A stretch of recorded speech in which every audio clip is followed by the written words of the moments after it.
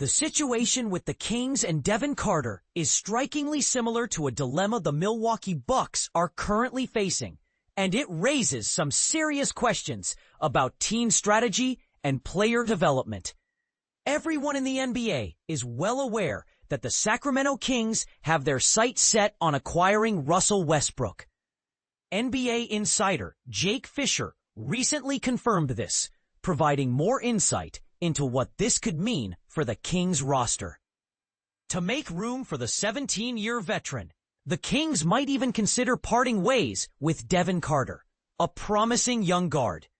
This move, however, feels risky and could potentially backfire for Sacramento. But here's where it gets controversial. The Bucks appear to be heading down a nearly identical path. Unless they manage to trade players to free up space, signing Thanasis Antetokounmpo almost certainly means losing Andre Jackson Jr., a third-year player who arguably offers more value on the court. From a pure talent standpoint, this trade-off is frustrating to watch. Is this a necessary evil or just a careless misstep? Either way, it's a tough pill to swallow. The Kings have their reasons for chasing Westbrook. Their current point guard options are limited. Dennis Schroeder is on the roster, but Keon Ellis doesn't really fit the point guard mold. Westbrook, despite being 37, brings a wealth of experience and a reliable baseline of production. Still, it's hard to ignore that Carter, a first-round pick from 2024, holds more long-term promise at this stage of their careers. Similarly, the Bucks' decision to bring back Thanasis makes sense from a team chemistry perspective.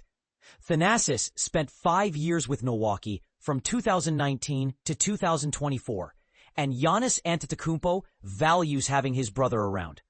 When your franchise player expresses a preference, front offices often listen, especially when the cost is minimal.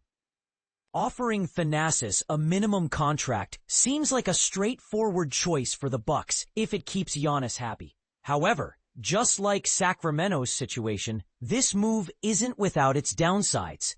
The Kings might see some short-term gains by swapping Carter for Westbrook, but giving up a young player with potential for a one-year deal with another non-shooter could hurt their future. For the Bucks, choosing Thanasis over Jackson doesn't appear to offer any clear advantage. Neither now nor down the line. Jackson, despite facing criticism and a rough summer league performance, still shows potential. It's easy to overlook that he started 43 games for the Bucks last season and brings solid NBA-level defense. His main weakness is on offense, where he struggles significantly. Yet, he has shown promise as a shooter, hitting 38.5% from three-point range on 122 career attempts. It would be premature to dismiss him as a lost cause. He could develop into a valuable 3-and-D player. Thanasis, on the other hand, had only one team interested in signing him, Milwaukee. The Bucks are clearly prioritizing keeping Giannis content by having his brother on the roster, even if it means sacrificing a potentially more talented player.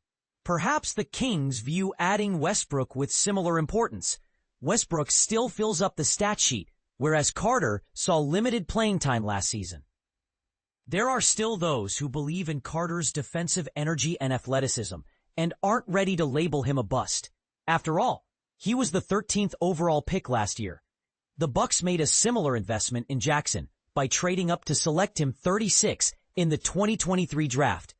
Unfortunately, this might be another example of a wasted draft pick.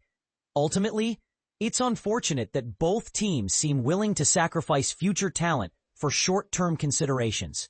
While many Bucks fans aren't sold on Jackson, and he might not get many minutes this season, he does bring playmaking ability and proven defensive skills. It will sting if he blossoms into a valuable player elsewhere. So, what do you think? Are the Kings and Bucks making smart moves by prioritizing veteran presence and team chemistry over young talent? Or are they risking long-term success for short-term fixes? Share your thoughts. Do you agree with these decisions, or do you see them as costly mistakes? The debate is wide open.